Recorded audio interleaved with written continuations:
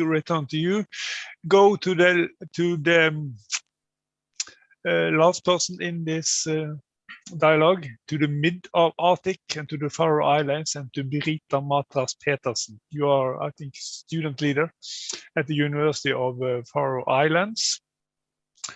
My impression so long is that your youths could confirm many of the characteristics of the other previous regions, but there are also some characteristics, I think. So the space on Zoom is yours, Birita. Yes, thank you very much for having the opportunity to join this or participate in this youth panel, and it's very interesting to listen to other people, other young people's perspectives on their region. The Faroese society is a small-scale society, and we have a history without migration, especially to Denmark, and mainly for educational purposes and also for work. So this is something that has been ingrained in the Faroese culture for a very long time. However, outmigration is often considered as contemporary and as a way to gain knowledge or experience abroad and bring this back to the Faroe Islands.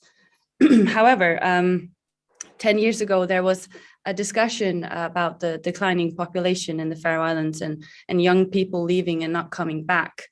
And this resulted in the government and also the private sector and also individuals. They decided to change this trend, and therefore strategies were formulated and campaigns were launched. And today, I think we can say that the picture is very different. We can see that many people return. I returned. I came back to the Faroe Islands and settled here and started my education here. And we have a population growth with 11% since 2012. So it's the biggest in Europe. So it's something to celebrate. And I think that we can say that, I mean, since 2012, that's not a very long time ago, but we have invested in education and providing more possibilities, and also in the quality of education, something that's very important for the Faroese young people. And also we have a highly developed infrastructure. We have a high mobility, so it's easy to participate in the labor market, to get to the university, which is located in the capital. From my own perspective, I live in Klaksvík, which is an hour drive from Tórshavn today, with subsea tunnels and a developed infrastructure. Whereas in 2005, it would take you approximately 2 hours. So I think the change is very swift, I would say. And also something that we can celebrate is that education, vocational education, and also higher education is free, and it's equal opportunities regardless of income or gender or location and so forth.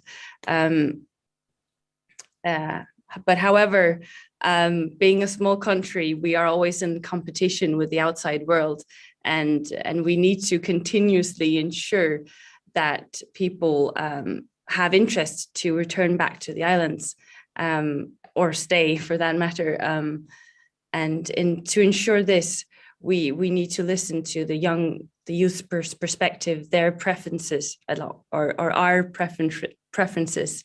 And in terms of education, in terms of employment, economic, and also political development. For the young people, they're the ones that will shape the future. So to create a sustainable development in opportunities, I think it's very important that we provide more opportunities in education, and that's what the young people want, and that's the main cause of outmigration, or the reason of outmigration. And also we need to ensure a high quality education. and also establish a healthy and inspiring student environment, something that I think young people here in the Faroe Islands are missing, a more sustainable community for everyone, and something that will inspire everyone. And also in terms of housing, the housing issue, a lot of people cannot afford the rent. It's very high, and it's hard to enter the housing market. So I suggest that we or we work on developing or in improving the housing issue, and also providing low-cost student accommodation. And also from my own perspective, the last point that I will make here is that we work on developing our infrastructure, including telecommunication, that ensures easy access to education and also work. So yes, that's. Thank you, Birita. Also, some small questions to you. You told us now about this very strong population growth in the Faroe Islands, the strongest in Europe. I didn't know that. That's also very interesting to have. But what I did know was that the Faroe Islands has the highest birth rates in the Arctic regions. I also thought, as I know, that that this was due to that the returned migrants from Denmark, for instance, the women that are returning go into more traditional ways of life when they're returning, and then also is one impact of that is children and so on. Is that correct? Or if it is correct, will that also be the future, or is this a sustainable pattern for the future? Well, yes, partly that's correct. I mean, the Faroe Islands is a very family-based. We are family-based individuals, and what we see now, as you mentioned, that females are returning after completing their degree or education abroad. They come back and they want to start families here, and it's true that we have a very high fertility rate. Being the highest in the Arctic region, and also in Europe, being 2.3. That's according to the newest statistics here in the Faroe Islands, which means that we exceed the replacement levels, which is 2.1, I believe. So that's something. So it's very true that this is the case. You asked me about being traditional. That is partly true, but I think I would say that it's possible to do both, to develop or to work on your career as a woman, and enter the labor market with the high mobility that we have. There's been very much research done in the Faroe Islands in terms of mobility. So it's easy for females to do both in a way. And I think one of the reasons as well that young people want to come back or stay here and start families is that we have a sense of security here. People feel secure, and we also have very strong family relations. And so you always have your family to help you if the system is not there. But also on a more structural level, I would say that we have modern institutions, and in terms of paternal leave, we have good possibilities. So I mean, it's good opportunities to start a family here, and that might be a reason why people are interested in starting a family.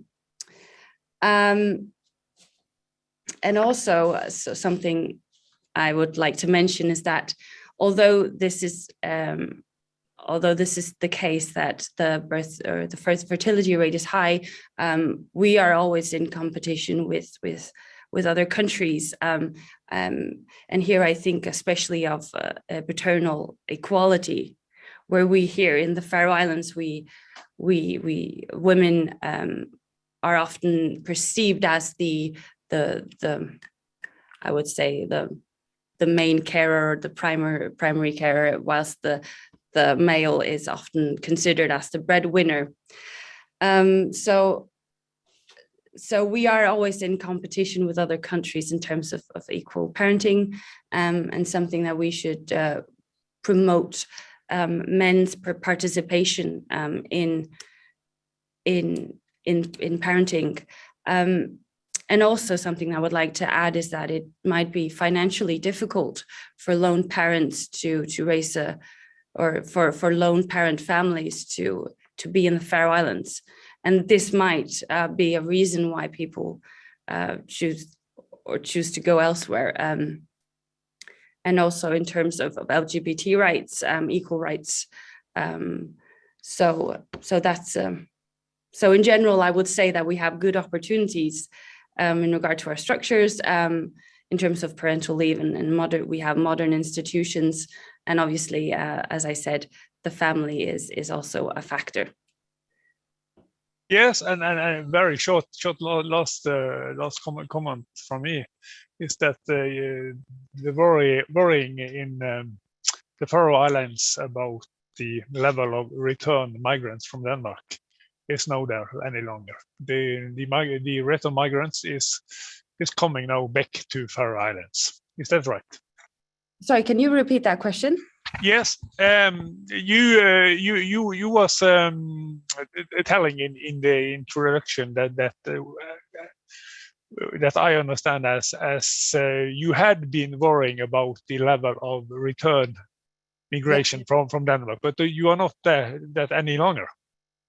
No, I wouldn't say that we are worried about this. I think what I would like to put emphasis on in terms of that question is that people have difficulties to enter the housing market. So you can see people looking for a place to live, and it's living in stressful conditions. So I think what's important in terms of people returning back is that we provide housing possibilities, and also creating possibilities in terms of the labor market, in terms of employment. But however, as I mentioned, I think education is something that we should really definitely focus on, providing more possibilities for young people, and really put emphasis on that. Thank you, and I'm complete agreeing with you with the last as a university leader. Yes, we have some minutes left. I have got some questions. Let me see if I can take them up here. Let me see here. Yes, here I can see, but I think I should start with the beginning.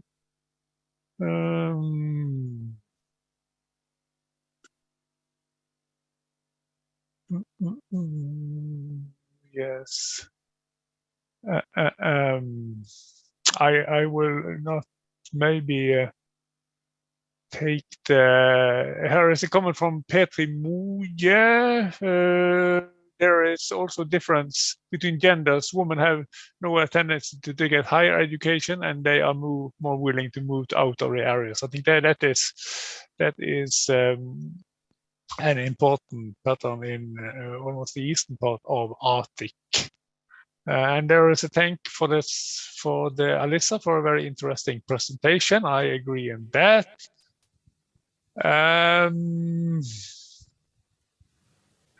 Let me see here if there was some question here. Yes.